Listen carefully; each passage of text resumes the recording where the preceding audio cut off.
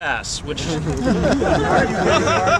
because I'm giving a lecture. Before I came, I made sure I got a yard pass so that I can get to my lecture. The yard pass has no curfew limit on it, so I intend to use it all night long. And thank you, Chris. What do you have to do to get that yard pass? Who do you have to talk to? You have to get somebody to invite you to give a talk. So I really like what you said about how Harvard students have an opportunity to hold their own people to account. And I wanted to know if you had a little bit more to say about how people might go about doing that, how others might have gone about doing that, and whether this is something that other schools and other students can participate in, even though they may not have the same sort of celebrated and elevated administration that Harvard and Chicago and Brown and others do. Well, other schools already are. Of course, there's a nationwide walkout. I know Tufts has signed up for it. Unfortunately, Harvard is not. It's not a surprise, frankly, that Harvard is not.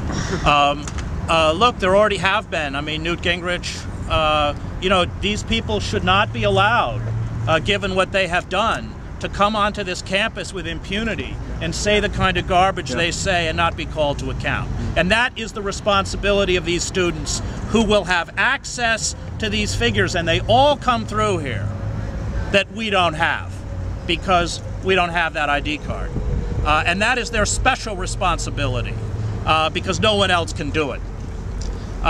So they've already done some great actions. They walked out of, what was the name of that economics professor's class you walked out of? Right. I mean, this is the kind of stuff that has to be ramped up. The focus is not that encampment.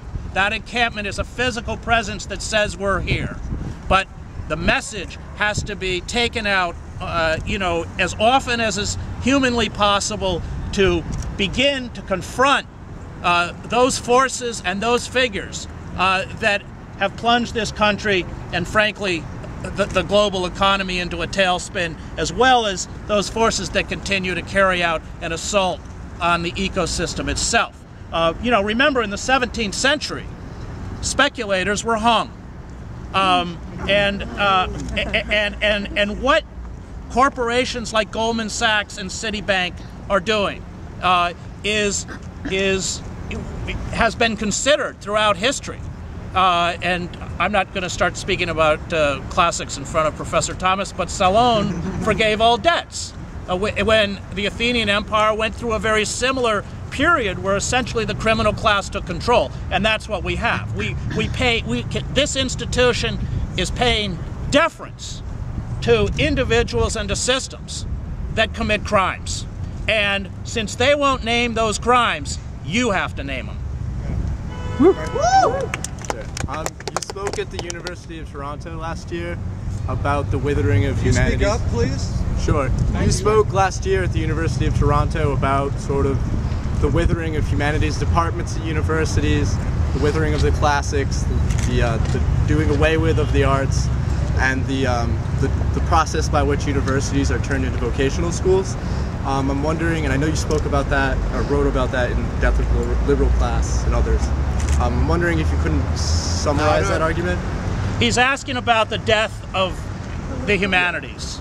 Well, that's what the corporate state began with Carnegie and others at the turn of the century. They made war against all of those, and it's not just the humanities, but the humanities are an important part. They made war against all those forces within the society to have the power to transform. Everything had to become vocational. So that there's a huge difference between teaching people what to think and teaching people how to think.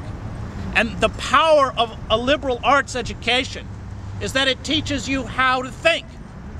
And this institution is being rapidly reconfigured, like Stanford and other places, into basically a glorified engineering school.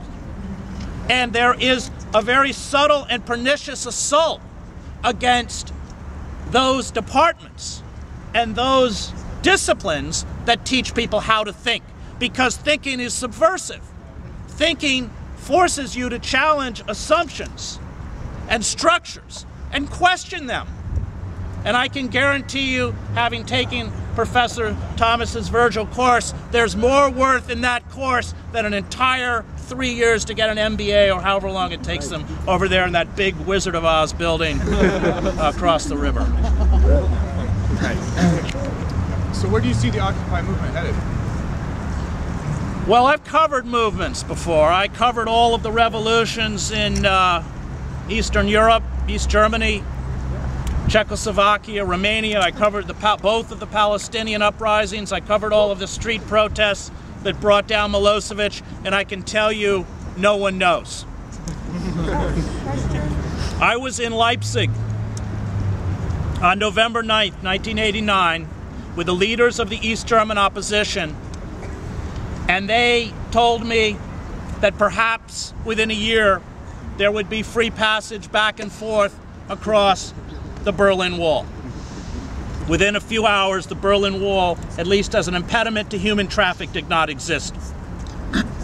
Week after week, month after month, these clergy in Leipzig held these candlelit vigils, and it was slow at first. People forget. Just as the Egyptian revolution has been percolating for many, many months and even years. And suddenly it began to grow, and Honecker, who had been ruling East Germany since the time of the dinosaurs, sends down a paratroop division to Leipzig, and they won't attack the demonstrators. It's always when the foot soldiers of the elite won't carry out the forms of draconian control that these dead regimes crumble. And that's why it is so important not to respond to police provocation and to respect the blue uniform police who are working class. In Zuccotti Park, and I'll be there Friday, let me just tell you without going into details, the Occupy movement in New York is not over. It's only begun, and they will get space back. And Friday at 10 o'clock is part of that effort, and unfortunately we can't tip Mayor Bloomberg off any more than we already have in the past.